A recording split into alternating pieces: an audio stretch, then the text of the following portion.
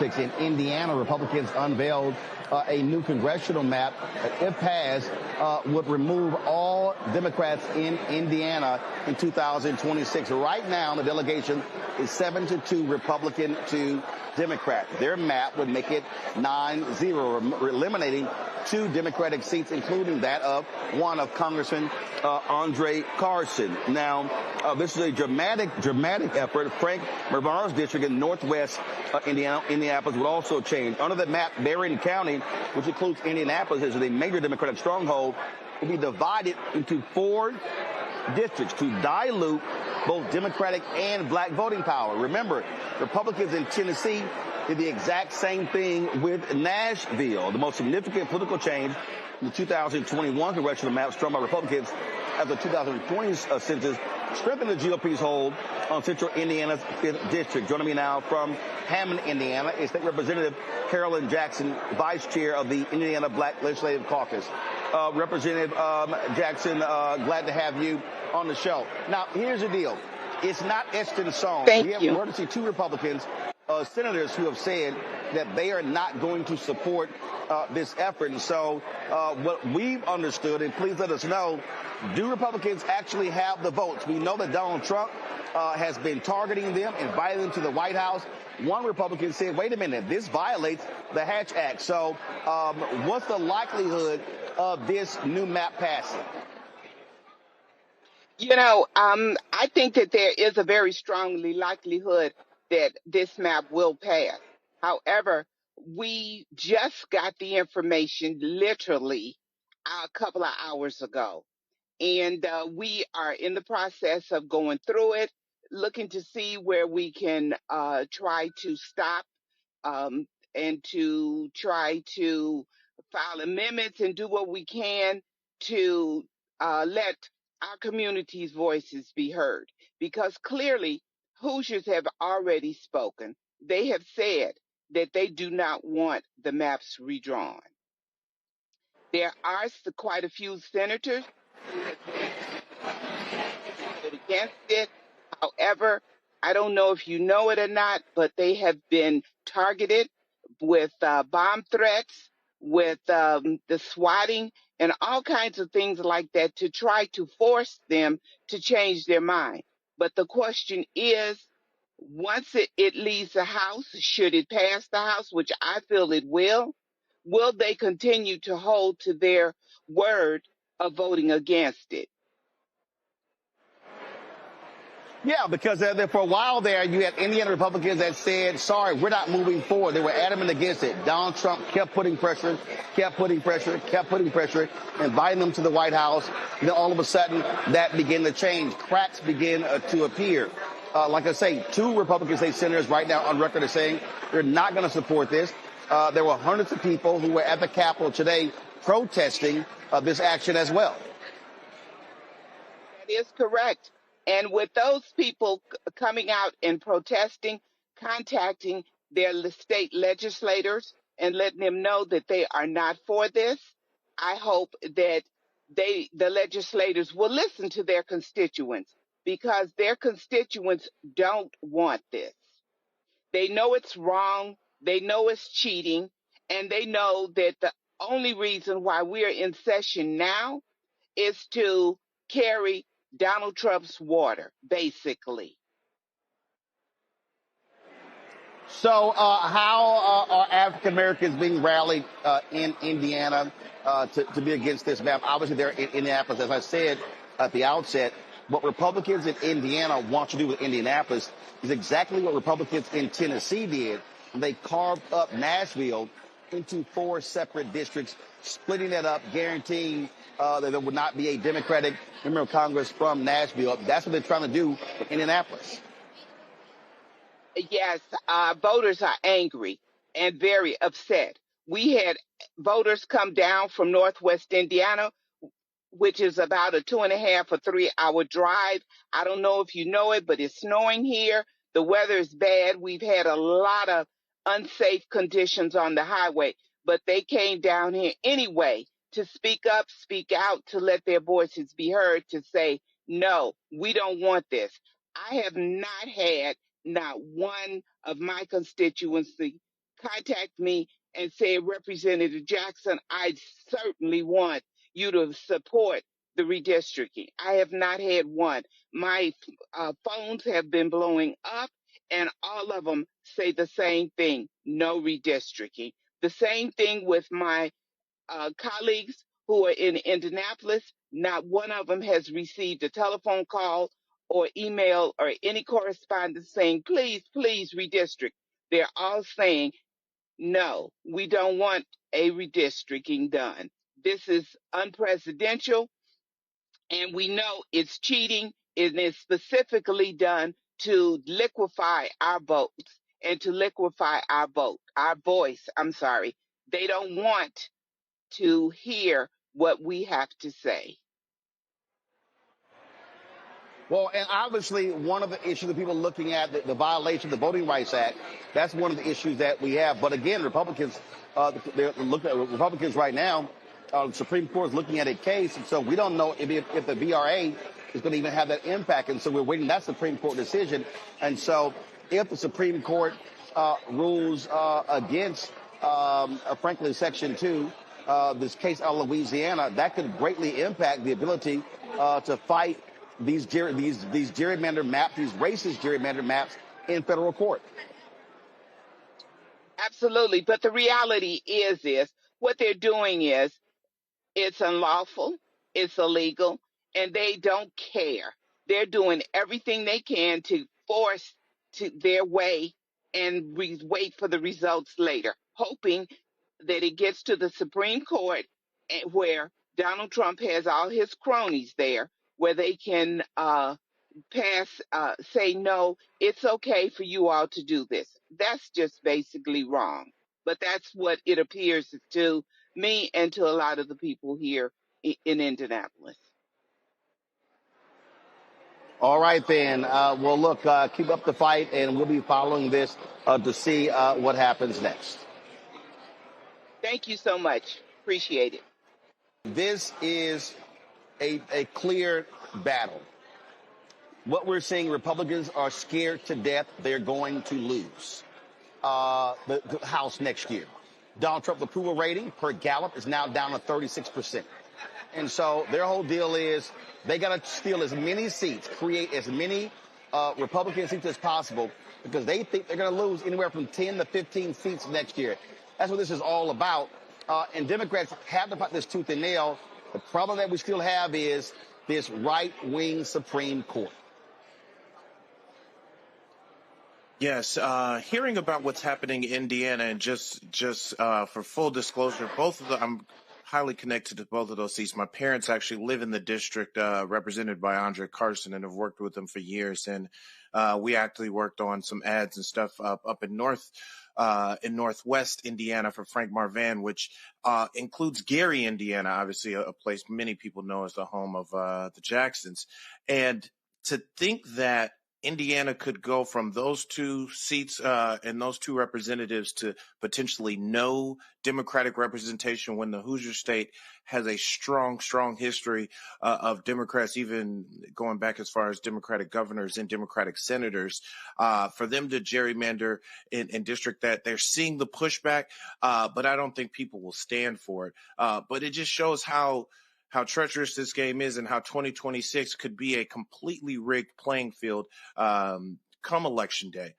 So I'm really hoping that they don't get those votes in the state house. But if they do, it is not a foregone conclusion we'll lose them, even if they split up Indianapolis. But that just means that we're going to have to get even more voter turnout throughout the state. Family, look, what has happened to Republicans is crazy. 9 Republicans have been swatted. They're getting death threats. And this, we've talked about this beforehand. Republicans, a lot of them are scared to death of Donald Trump and his MAGA supporters, because this is the kind of heinous actions that they will do. They will literally threaten the lives of these people if they don't do what Donald Trump wants them to do. This is the nightmare scenario that too many Democrats were not paying attention to in 2016 when Hillary Clinton was running for president. Too many Democrats and progressives ignored the critically important, how important the Supreme Court was. and they downplayed it. Now, all of a sudden, they're now seeing what happens when you have a right-wing Supreme Court, a 6-3 majority, 5 that are hardcore right-wing, really 6, and the rolling back of rights could have a devastating impact for the next 50 years. This is what people need to understand. Yes, I think we didn't anticipate that some of the norms that were consistently broken by the Republican Party over the year in order to pack the Supreme Court, the fact that they withheld Obama's last appointment, the fact that they rushed through, even after Joe Biden did win the 2020 election, to replace Ruth Bader Ginsburg, and they rushed through another appointment, the fact that they were hyper intentional on getting justices that I believe are in their 40s, knowing these are lifetime appointments. And then I'm even hearing that they may potentially be pressuring some of the older justices now to try to get them rotated out during Donald Trump's tenure. Here in that it's a funny day when Chief Justice Roberts seems like the most moderate conservative on the court, but they are consistently rubber stamping so many different rights and so many different things that we just didn't think were, quite frankly. And also, Roland, the nightmare scenario for, I think, Democrats and just actually free voters around the country is that we don't really pay attention to these state legislatures. We have not had our 10 and 20 year state legislator strategy to really understand that so much power is being pushed back into the states where one party disproportionately controls that power around the country. So when something like this happens in Indiana, where I'm sure it is not a 9-0 Republican to Democrat in terms of makeup of the state, it feels like that way. And now so many voters don't feel represented or don't feel like they can have their vote is going to count as much because they won't have the adequate representation they need throughout the state. So this is something that we need to, and I would say the Democratic Party, but also just independents and just voters around the country need to pay attention to and prepare for our next 5, 10, 15 years state level strategy all the way up to the Supreme Court. All right, Thelma, do we now have your audio? I believe so. Finally, it's fixed. All right, the question I specifically asked you is that this is an issue Republicans are facing. MAGA, the people are crazy and deranged. Republicans in Indiana, they've been swatted. They've gotten death threats. And these folks who support Donald Trump, this is how they're going to conduct themselves. And hopefully you're going to have some Indiana Republican senators who have the guts to stand up and say, no, we're not going to bow down to these fascists.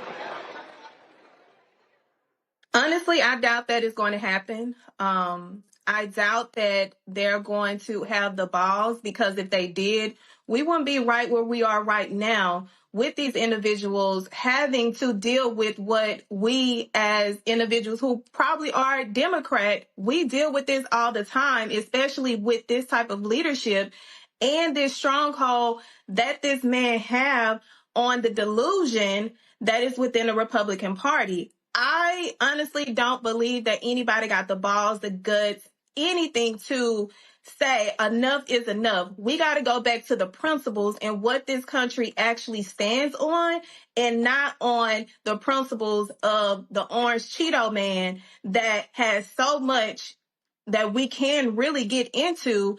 But I think they're all afraid. They all look like they are in fear, but nobody wants to do anything about it. But also, Thelma, I think this is where Democrats have to understand they have to play hardball. They have to understand that this is about power. These folks want power. You can't reason with this. So you've got to fight for power, to take power from them the same way they're trying to hold power. Yes. I believe the same way that MAGA targeted their base by fueling that what was already built in them, the Democrats got to do the exact same thing. We are tired of them sitting on the sidelines being mute, and some of them not cute, but we are tired of them sitting on the sidelines letting them run this country into the ground. You got to stick up. You got to stand firm. You got to hold the line, and that's simply what the Democrats are missing. I'm hopeful that they are getting information like Beyonce, because if they continue down this road, we are going to continue to fall behind, and people's rights cannot afford them sitting on the sidelines like they have done these past few years.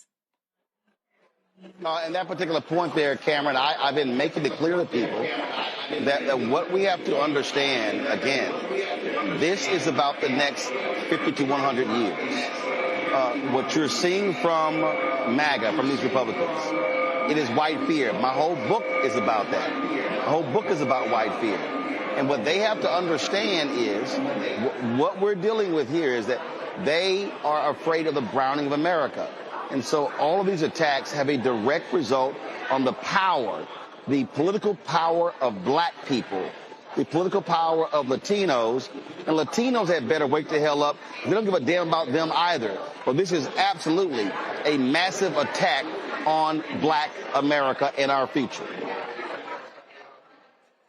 Yes, this is something that unfortunately black folks have gone through before, but I don't think this kind of power and this kind of grab for minority, specifically for black political power, black economic power, black voting power, has happened since the Reconstruction. So we're talking well over 100 plus years since we've seen this type of stripping away of our power. And the problem is, while it's happening right in our face, I feel like it's happening still kind of quietly, piece by piece, where we are not rising up. We're not doing as much as we can to stop it. And we're going to look up, and it's going to be, we won't have many places of recourse, because as if the highest court in the land is backing this and setting precedent and setting legal precedent that every other lower court controls and upholds, then that means when we do try to sue our way into some of these rights backs, when we do try to wrestle back some of these rights backs on a federal and a state level,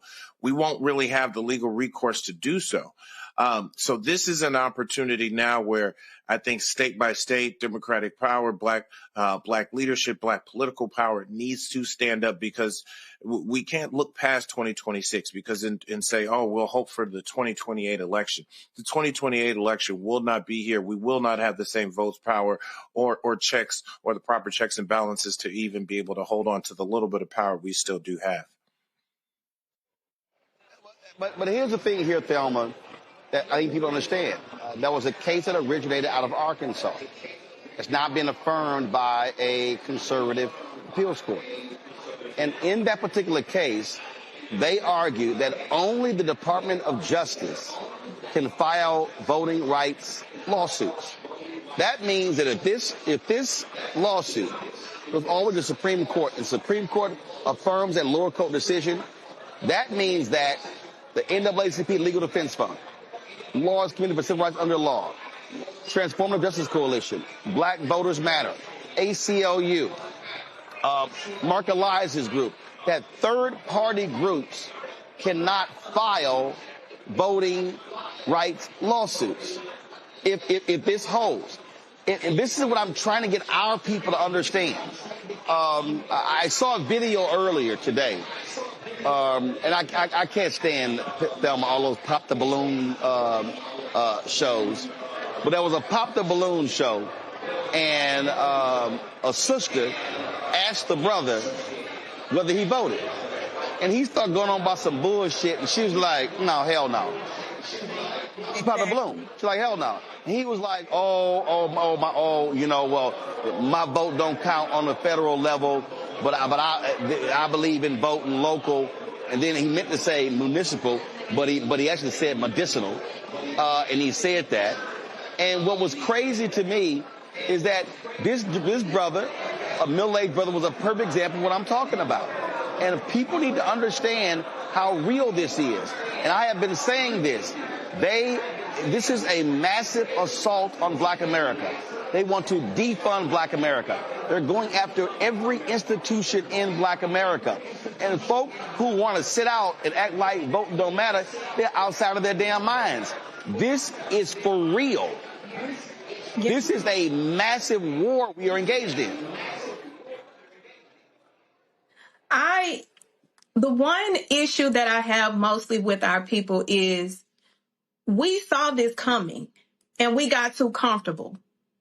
When you look back at our ancestors, and even when we go back to the civil rights movement, they was not getting comfortable. They were mobilizing. They were making sure that they utilized their power, resources, connections in order for us to mobilize to make sure we had our rights. And now we get to this point where we're sitting on the fucking sideline and watching what our people worked so damn hard for and also lost their lives in order for us to be in this position. We can't be comfortable. This is not going to be comfortable because we utilize those years to forget the fact that how we got here. And that's one of the main reasons why I started to utilize my platform, knowing that, yes, I have the legal knowledge, but I also got the street knowledge. I also know how to articulate in order to speak to my people so that they can understand the urgency and the importance. I don't know what kind of steps they missed, but we ain't got now another step to fucking miss because we missed those steps years ago. Now we're here fighting from behind instead of fucking ahead. Cameron, you're talking to a younger demo. And I'm telling you right now, 1835 had better wake their asses up because, listen, in 20 years, 18 is going to be 38. 35 is going to be 55. And listen, they don't understand. If they hit civil rights, economic rights, start limiting books, education, every facet, we're talking about literally Jim Crow 2.0. Now, you won't have separate water fountains, but you are going to have a completely different America. And it's going to be a hell of a lot harder to advance in that America if folk don't wake up. And I'm telling you, I hope, I pray with this midterm elections, we see a massive, massive turnout. I'm talking about turnout akin to how black people voted after the 65 Voting Rights Act. Because all these people, they do not understand the execution of Project 2025. They do not understand how serious these folks are about limiting and getting rid of nearly everything that has advanced Black America over the last 60 years. I'm glad you brought that up, Roland. Like that 18 to 25 are really I would say 17 to 35, because those folks that are going to turn 18 and be eligible to vote in next year's elections. Here's the thing, though. We've got to meet people where they are. As much as we who are in the political bubble, these are who are a little more civically engaged, folks who are in their 30s, 40s, 50s and older, who've seen how these rights have shifted, understand and often understand the power of voting. That is why older demographics usually vote in larger chunks. But I've talked to so many young, especially young Black men and young Latino men of color who say, hey, under Donald Trump, under Barack Obama, the hood was still the same. So we've got to still give people and meet them where they are to let them know what is at stake. And I think that is where we can't take for granted and say and scare people into saying, America's going to get so much worse for it. It's pretty bad for so many folks already. They don't see those paths to economic leadership. They don't see those paths to making money. They don't see those paths to successful careers. And they see those things dwindling and dwindling. And then you layer that on with social media and how many different things are there to distract our attention. You mentioned the balloon game, all these different things that are popping up and competing for our attention. It's easy for folks to get caught into a malaise of entertainment on their phone and not understand the power of why they need to vote, and not just them vote, and empower their entire crew to go out and vote, empower their homies and their homegirls to go out and vote. We've got to really educate people on what's at stake, and as bad as things may be now, or people may perceive them to be, how much worse they can be. Because you often hear like this is going to be the most important election of our lifetime. You can only say that to people, but so often.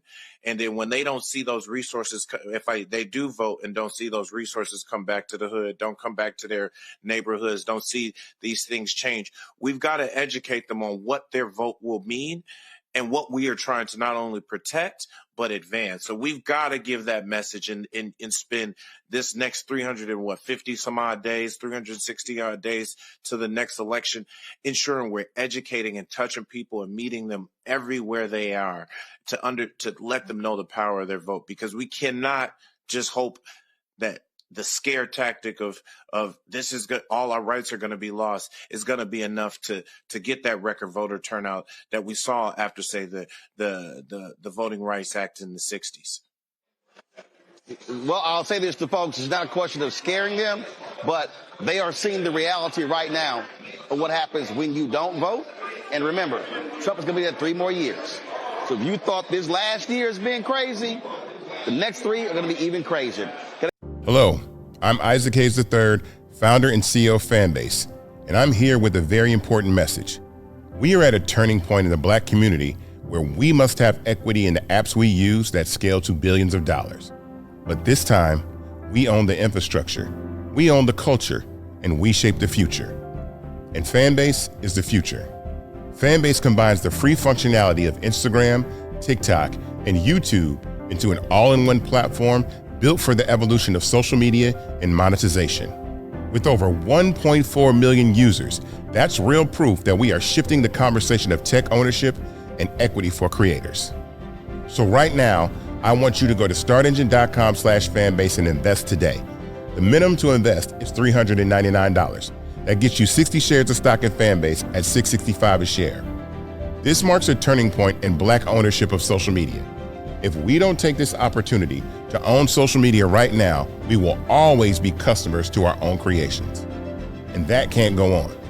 So once again, go to startengine.com/fanbase and invest today. We must own the platforms where our voices live, our stories matter, and where our culture drives the world. Thank you.